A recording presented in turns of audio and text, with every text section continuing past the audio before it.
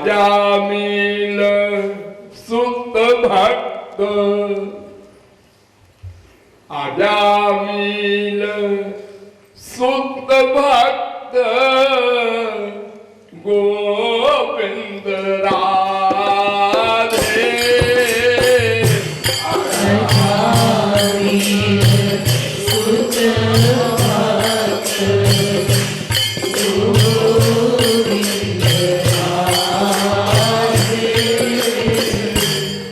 वैकुंठ धाम कैसे गया था बता दे।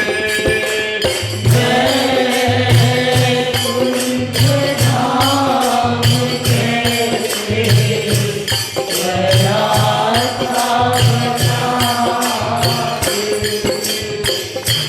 एक दिन एक दोहा कहा गया था जिसमें ये बताया गया था कि भागवत आज में और आजकल तो सारे संत महात्मा ऐसा बोलते हैं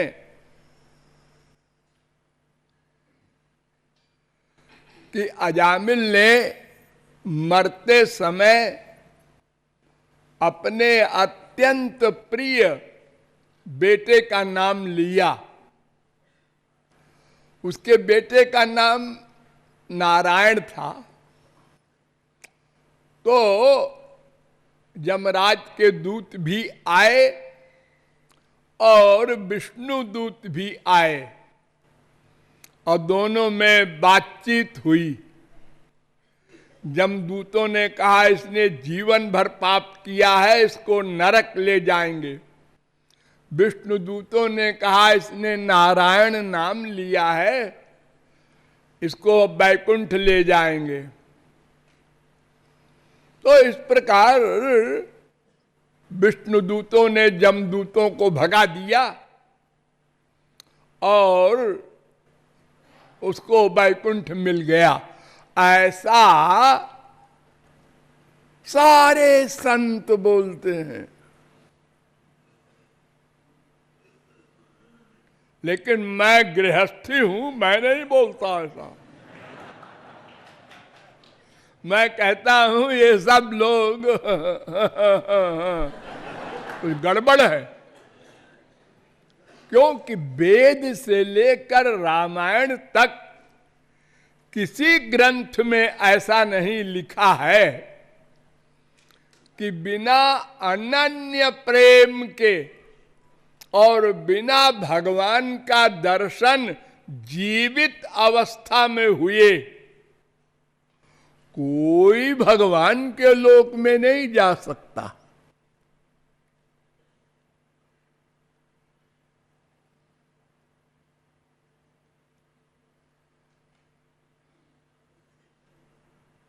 रसगम हेवायम लब्ध्वा, उसको प्राप्त करके ही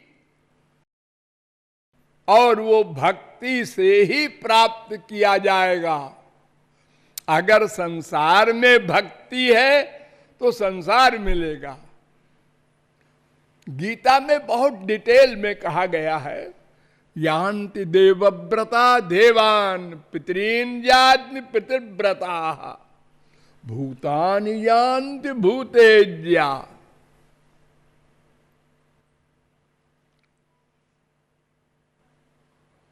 9:25।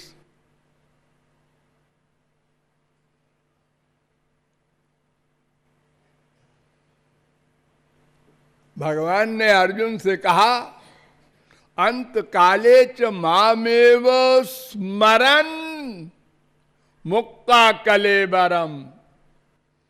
जो मेरा स्मरण करते हुए शरीर छोड़ता है, दो बात पर ध्यान दो, मेरा स्मरण करते हुए यानी मन मुझ में रहे और शरीर छोड़ता है अपनी इच्छा से,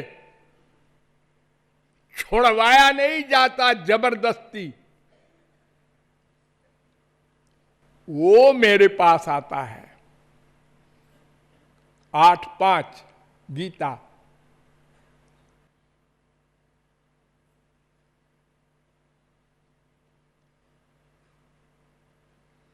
भक्त्या वेश्य मनो यस्मिन् वाचा यन्नाम कीर्तयन् त्यजन कलेवरम योगी मुच्यते काम कर्म भी।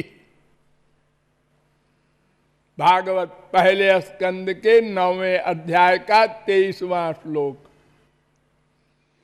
मेरा स्मरण करते हुए, मेरा नाम लेकर जो शरीर छोड़ता है, वो मेरे लोक में आता है।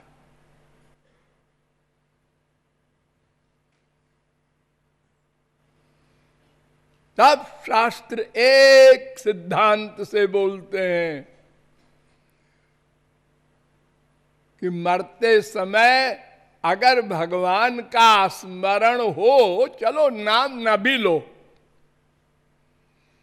ओम इत्येकाक्षरम ब्रह्म व्याहरन मामनुस्मरन, मेरा स्मरण करते हुए शरीर छोड़े, जहां मन रहेगा वही जीव की गति होती है। तम यथा यथोपासते तथैव भवति। मुद्गलोपनिषद 3 अध्याय का 3 मंत्र। यो यदिच्छति तस्य तत्। कठोपनिषद 1-2-16। जहां मन का अटैचमेंट होगा उसी की प्राप्ति होगी। तो जब अजामिल का बेटे में अटैचमेंट था तो बेटे की प्राप्ति होगी, भगवान की तो बात ही नहीं थी उसके दिमाग में।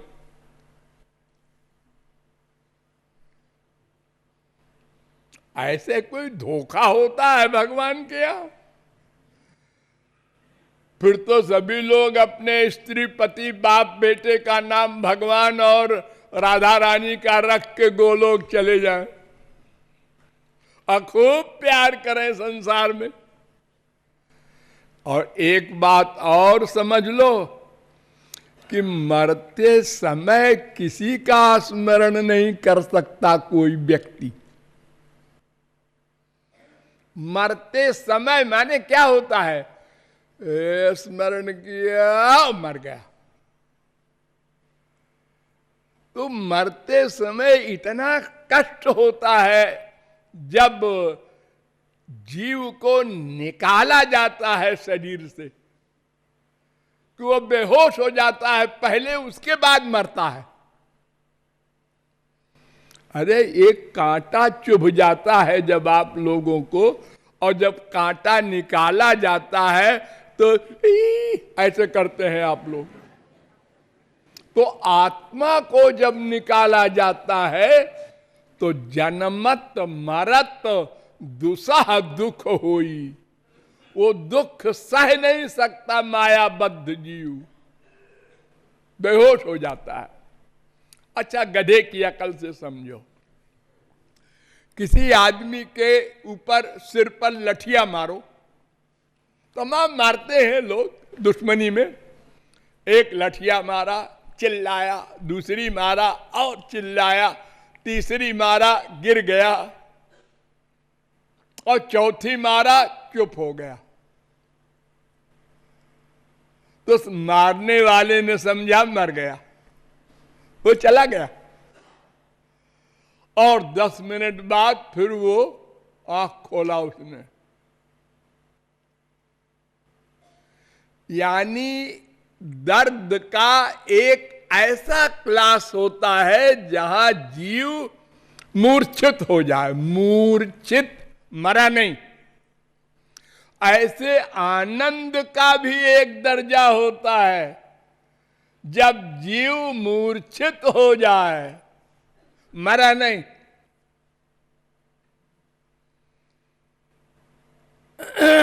वेद कहता है तद यथा प्रियया स्त्रिया संपरिष्वक्तो न बाह्यम किंचन वेदनांतरम एवमेव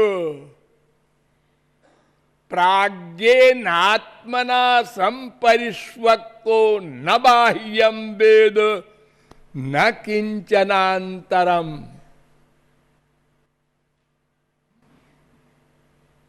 बृहदारण्यकोपनिषद 4:3-21। जैसे घोर कामी पुरुष घोर कामिनी स्त्री को चिपटाता है, वेद कह रहा है, और न बाह्यम किंचन वेदनांतरम, न बाहर का स्मरण रह जाता है न भीतर का, दोनों बेहोश हो जाते हैं। एक ऐसी अवस्था होती है आनंद की, संसारी आनंद की, लेकिन दोनों मरते नहीं, थोड़ी देर बाद फिर आंख खुल जाती है। किसी गरीब की लॉटरी खुल जाए 1 करोड़ की, 1 करोड़, आनंद में मूर्छित हो जाता है, मरता नहीं। तो आनंद की एक लिमिट होती है जहां इंद्रिय मन बुद्धि का वर्क बंद हो जाता है, उसी को मूर्छा कहते हैं। ऐसे ही दुख की एक अवस्था होती है जो सह नहीं सकता और मूर्छा हो जाती है। तो दुख की अंतिम अवस्था में मूर्छा, उसके बाद मृत्यु। तो जब मूर्छा होती है मरते समय, तो स्मरण कैसे करेगा? न संसार का कर सकता है न भगवान का, कोई नहीं कर सकता, प्रश्न ही नहीं है। और अगर कोई जिद करे कि नहीं कर सकता है, करता है, हमारी मम्मी मरी थी तो उन्होंने कहा बिटिया को बुला दो, अरे तो वो मरते समय नहीं, मरने के पहले कहा था। और अगर मरते समय भी किसी ने स्मरण किया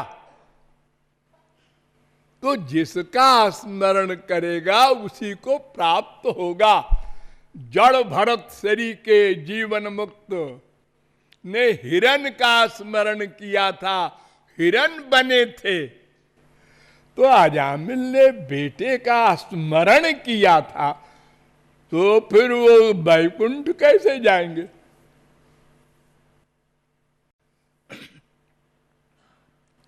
देखो भागवत में क्या लिखा है पता नहीं, लोग पढ़ते ही नहीं कि अंधे हैं कि बहरे हैं। भागवत में लिखा है कि ऐसा कहकर भागवत धर्म का निरूपण किया विष्णु दूतों ने, और माइक धर्म का निरूपण किया जमदूतों ने, और जमदूतों को भगा दिया। तम याम्य पाशा निर्मुच्य विप्रम मृत्यो रमी मुचत 6:2-20 भागवत।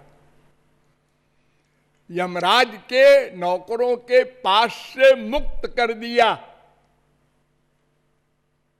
अजामिल को, और जब विष्णु दूत भी चले गए, ले नहीं गए, चले गए। क्यों चले गए?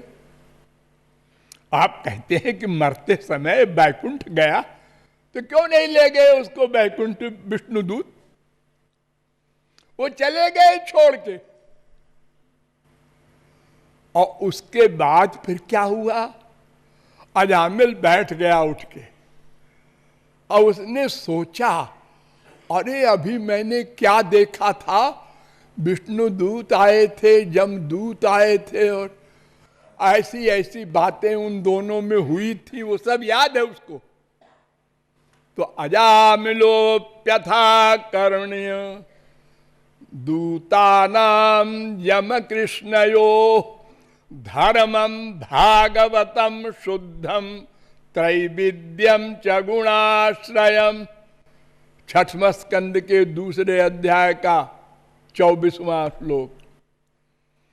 अर्थात दोनों के शास्त्रार्थ को वार्तालाप का स्मरण करके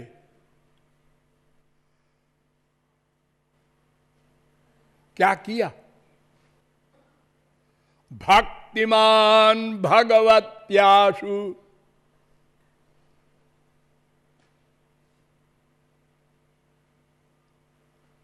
एकदम मन में भगवान के प्रति भक्ति हो गई।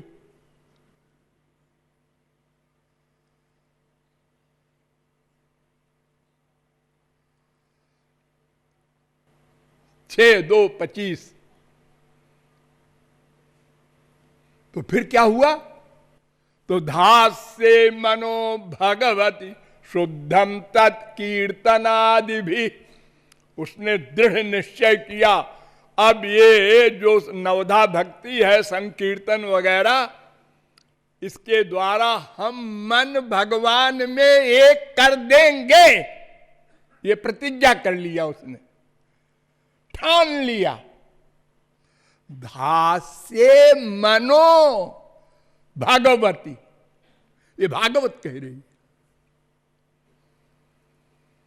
फिर गंगा द्वारमुपेयाय त्यक्त सर्वानुबंधन, हरिद्वार चला गया और जाके वहां भक्ति किया।